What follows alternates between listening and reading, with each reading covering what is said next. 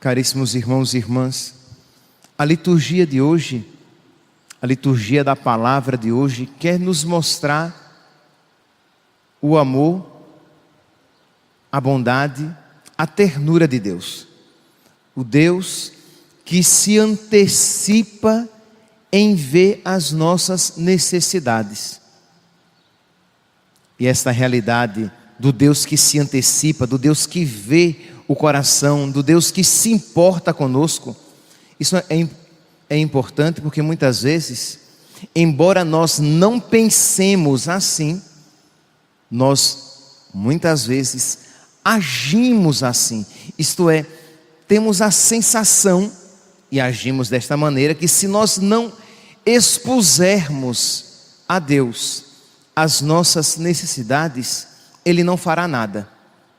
Então, por um lado, nosso Senhor me ensinou a rezar e a pedir. Pedi e vos será dado. Ele nos ensinou a pedir: o pão nosso de cada dia nos dai hoje. E nós devemos pedir. E Ele disse: tudo aquilo que pedirdes em meu nome, eu vos darei.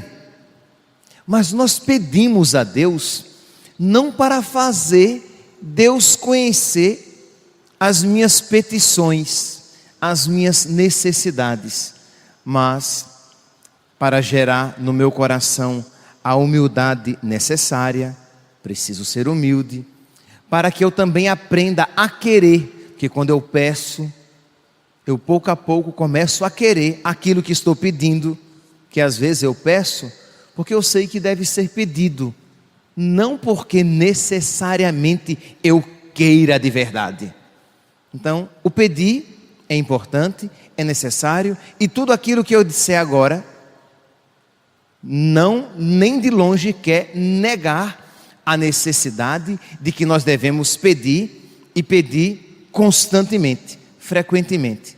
Mas nós não podemos esquecer de que Deus, antes mesmo que a palavra chegue aos meus olhos, antes mesmo que a palavra chegue à minha boca, antes mesmo que a palavra chegue à minha boca, Deus já atendeu o meu pedido.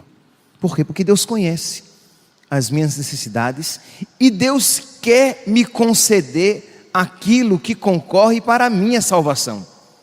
Então, essa ternura de Deus, esse amor de Deus que se ocupa comigo. Pois bem, esta realidade do amor de Deus que nós veremos de uma maneira bem clara, uma situação concreta no Evangelho de hoje, ela é preparada pela primeira leitura. Na primeira leitura, o apóstolo São João, ele vai dizer: Deus é amor. No versículo 8, Deus é amor. E no versículo 9, 1 João, capítulo 4, versículo 9: pois foi assim que o amor de Deus se manifestou entre nós. Deus, o Pai, enviou o seu Filho único ao mundo, para que tenhamos a vida por meio dele. Nisto consiste o amor. Não fomos nós que amamos a Deus primeiramente, mas foi Ele que nos amou e enviou o seu Filho como vítima de reparação pelos nossos pecados.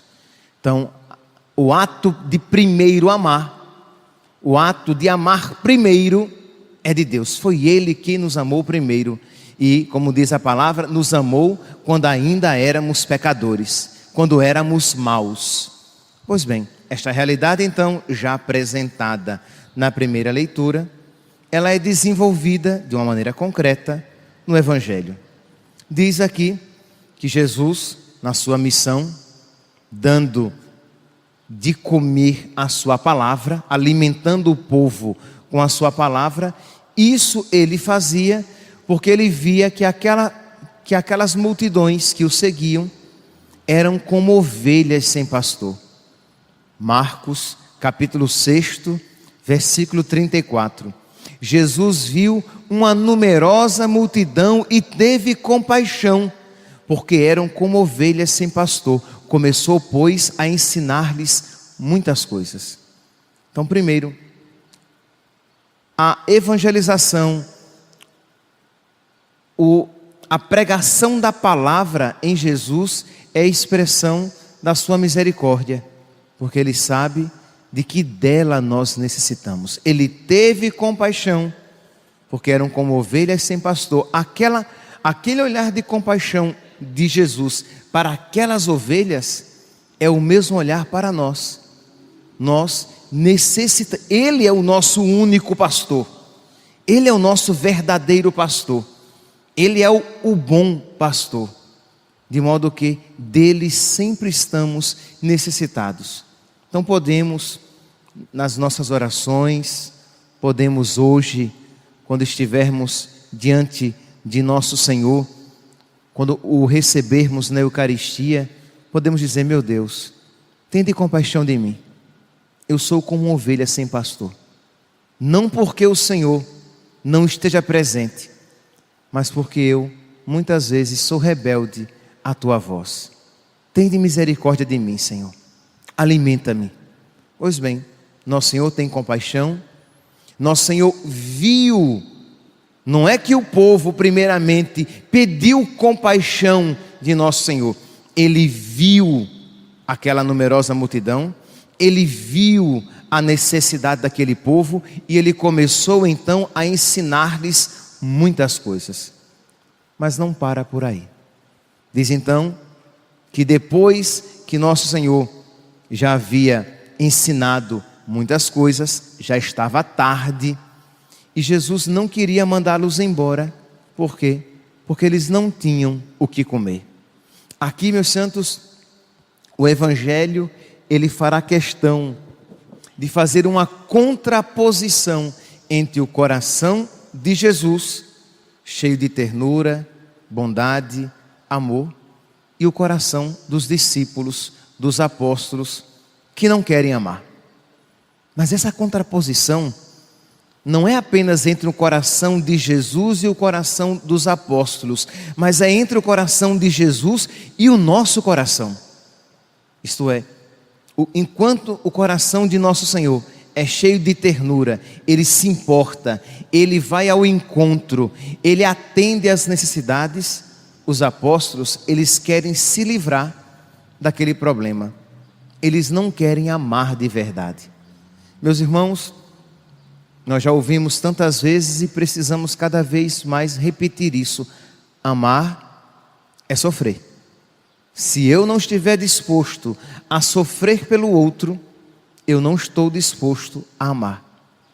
Se eu não estiver disposto a passar por alguma necessidade, carência, privação, dificuldade, por causa do outro, seja o outro quem for, seja o seu pai, a sua mãe, o seu filho, a sua filha, o seu marido, a sua esposa, o seu amigo, mas se você não estiver disposto a sofrer por ele, a sofrer por ela, você não está disposto a amar de verdade. E aí vocês já conhecem, que é o mesmo São João que diz: e quem não ama o irmão a quem vê, não diga que ama a Deus a quem não vê. Então essa realidade do amor ao irmão e do amor a Deus. Então continua aqui o Evangelho que fará essa contraposição desses dois corações. Então, quando estava ficando tarde, os discípulos chegaram perto de Jesus e disseram: este lugar é deserto e já é tarde, manda o povo embora, para que compre pão e coma, para que vamos nos livrar deste problema. E Jesus diz: dai-lhes vós mesmo de comer. Jesus pega a responsabilidade e joga na mão dos apóstolos, dos discípulos. E os discípulos perguntaram: queres que gastemos 200 denários para comprar pão e dar-lhes de comer? Isto é, em outras traduções, nós iremos encontrar assim: nós não temos dinheiro para isso. Mas nesta aqui, a dificuldade não é essa. Eles não disseram: nós não temos 200 denários para comprar de pão. Eles dizem: o Senhor quer que nós gastemos esse dinheiro com eles? Eles tinham, vocês sabem que eles tinham uma bolsa comum em que o dinheiro era guardado. Então dá a entender que esse dinheiro existia. E ele pergunta: mas o Senhor quer que nós gastemos o nosso dinheiro com eles? que nós gastemos tanto com eles, é melhor mandá-los embora. E Jesus então resolve fazer o milagre, a multiplicação dos pães e dos peixes.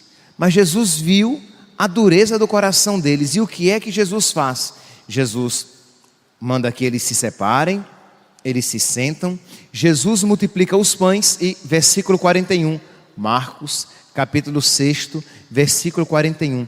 Depois Jesus pegou os 5 pães e os 2 peixes, ergueu os olhos para o céu, pronunciou a bênção, partiu os pães e a dando aos discípulos, para que os discípulos distribuíssem. Isto é como que forçando-os a amar. Distribuam. Vão vocês e deem de comer a eles, a quem vocês não queriam, por quem vocês não queriam fazer nada, a quem vocês queriam simplesmente despedir. Jesus, a visão deste detalhe é visto pelos padres da igreja. Isto é, Jesus, ele não quis ele mesmo distribuir, e ele poderia. Ele fez o mais difícil, que era multiplicar, quanto mais distribuir. Ou simplesmente o evangelista não precisaria citar esse detalhe, de que ele deu aos discípulos. Então, não foi apenas um detalhe prático, isto é, ficava mais fácil de distribuir. Mas o fato de cada palavra ter aqui sido posta, é que não foi à toa. Esse detalhe aqui não é, repito, um detalhe prático, mas um detalhe espiritual. Jesus queria que os apóstolos participassem da sua alegria de amar os irmãos. Então, distribuam vocês. Meus irmãos, diante desta palavra, de que Deus é amor, de que Deus se antecipa em nos amar, de que Deus é compaixão, é ternura, de que Deus se importa com as nossas necessidades espirituais e materiais, porque Ele ensinou muitas coisas e Ele deu de comer. Ele se preocupou com uma coisa e outra. Qual deve ser a nossa atitude? Nós que somos cristãos, nós que somos discípulos de Cristo, nós que carregamos Cristo em nós desde o nosso batismo, para que Ele viva por meio de nós, né? Aquilo que São Paulo viveu em plenitude, todos nós somos chamados a viver. Já não sou eu mais que vivo, mas é Cristo que vive em mim. Nós que iremos receber Jesus na Eucaristia, para quê?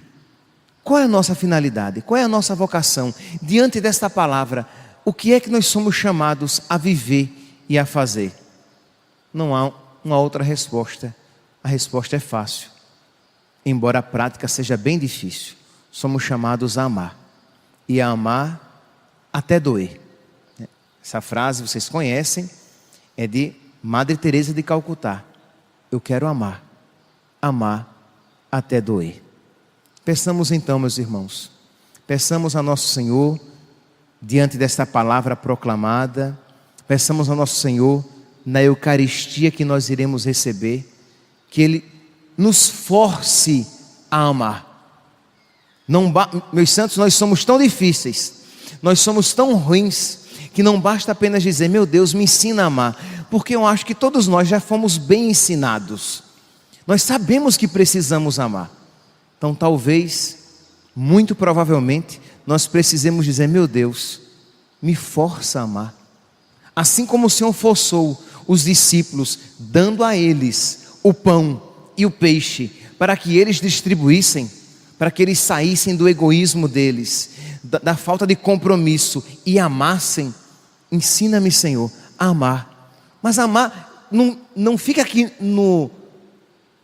de uma maneira etérea, abstrata. Me ensina a amar, Senhor, aquela pessoa difícil, que tem me custado amar. Aquele meu irmão chato e antipático, que me incomoda no meu trabalho. O meu marido, que tem sido tão exigente, que parece que nunca reconhece o quanto eu tenho feito, que eu ame mais. Aquele meu vizinho, que sempre me incomoda, mas que de vez em quando precisa da minha ajuda e para quem eu quero virar as costas.